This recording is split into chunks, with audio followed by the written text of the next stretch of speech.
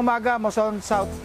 Nandito po tayo ngayon sa Blatters Department na kung saan po ay mayroon po mga nasa koteng mga motor na chop-chop na motor at gayon din po ang illegal na droga.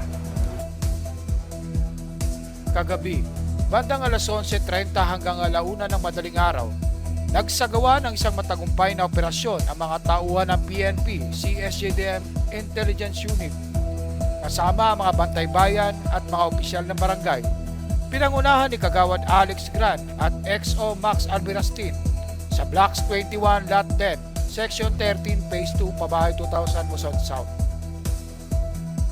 Natanggap na impormasyon ang mga otoridad tungkol sa isang drug den sa nasabing lugar, kaya't nagsagawa sila ng isang raid.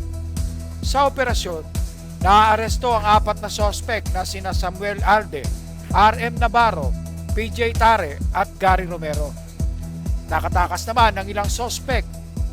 Nakumpiska sa lugar ang ilang sachet na hinihinalang shabu, paraphernalia at marked money. Natuklasan din ang mga ilang motorcycle unit, mga chop-chop na motor parts at mga kagamitang para sa pang-chop-chop na mga motorsiklo. Lahat, ako po si Kagawad Arturo Alex Gran, Committee ng Peace and Order. Kasama ko po ang ating hepe, si Max Alberastin at mga bantay bayan natin. Nagkaroon po ng operation ng drugs dito ating mga kapulisan ng intelligence. Kaya kagabi, mga pagitan po na alas 11:30 hanggang po 1:00. Nakahuli po kami ng mga 4 na suspected po sa illegal drugs, drug user and drug user. Napag-alaman din po sa lugar na yun ang kanilang pinag-activity sa buo. Positive po, nakakuha po kami ng mga pinagbabawal na gamot sa kanilang pag-iingat. At ayun, hindi po natuklasan yung bahay na kanilang pinaganoan. Nandun po namin nakita yung mga piyesa ng mga motor na alam namin na isa yung sa mga nakakarnap dito sa atin sa Barangay Moson South. At napakarami po ng mga piyesa doon na nag-chop-chop na sa taas ng bahay, sa kusina, sa sala, pinupuli po ng mga piyesa ng mga motor na sinap-chop na maring isa yun sa mga ninakaw kinarap nila dito sa atin sa Barangay Moson South. Kaya napag-alaman po yun na natin na sa tulong na rin natin ng mga kapulisan na na-recover po natin yung mga ganung pyesa, napakarami po.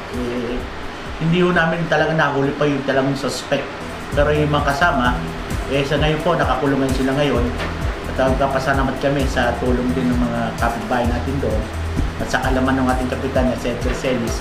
May pit po, pinag-iiting namin yung ganyan pong mga bagay na mahuli sila dahil po talaga naman po napaka delikado po at napaka silang tao. Kaya po ilang po ang aming pangyayari na nangyari kaninang madaling araw, pagitan ng alas 11:30 hanggang po 1:00 ng madaling araw. Bilang po, maraming salamat po. Magandang umaga po sa inyong lahat. Ako po si Max, ang hepe ng Barangay Moson South. Kaugnay po dito sa nangyayari sa ating barangay ay unti-unti na pong nagkaroon ng linaw ang nangyayari dito sa kaganapan dito sa Barangay Moson South.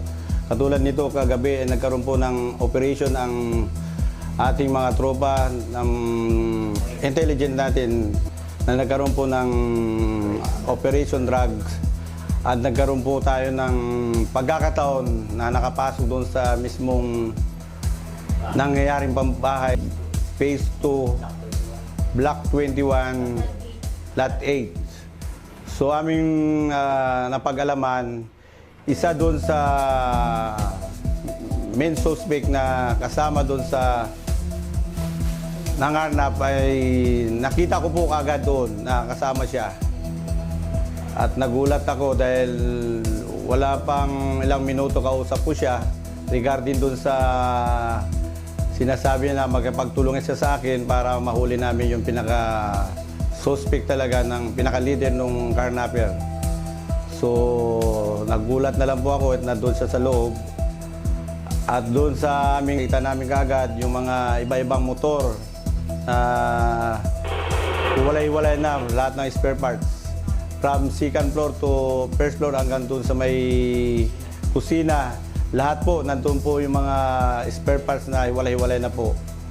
At magamat bago nangyari yan, Nung September ay nakita ko na po yung lugar na yan at talagang sinusurveillance ko na yan.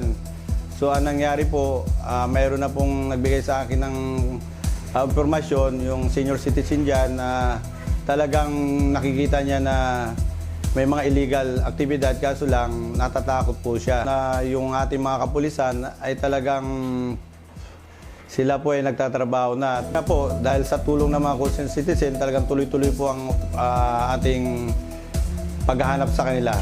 So siguro sa madaling panahon makukuha na natin siya at hindi po talaga manay yung kasamaan.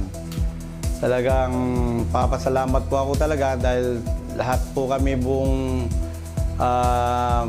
mga kasama kong tanod at kasama namin si Kagawad ay talagang nagkaroon po kami ng cooperation at talagang hindi kami titigil at talagang wala kaming sawa sa inyo. Kung kayo hindi natutulog, mas lalo kami hindi matutulog para matatapos namin problema. Kaya inuulit ko po, hindi po ako natatakot sa inyo na gampanan ng aking tungkulin at ipapakita ko sa inyo na kaya namin linisin sa pamumuno ni Kapitan Edgar Silis po at sa aming peace and order na si Kagawad Gran ay wala po kaming takot na kami po ihahabulin kung sino man kayo dyan. At inuulit ko po at nililinis ko po uli ang aking pangalan. Illegal na ginagawa po. Tungkulin ko po mapasaayos ang barangay ng Muson bilang peace and order po ng EXO ng Muson South. At muli maraming salamat po at kay Kagawad din dahil wala po kaming tulog mula kagabi hanggang ngayon. Ito ang mga balita ngayong umaga. Para sa karagdagang kaalaman, bisitahin lang po at i-follow ang aming page, Muson South Public Information Office.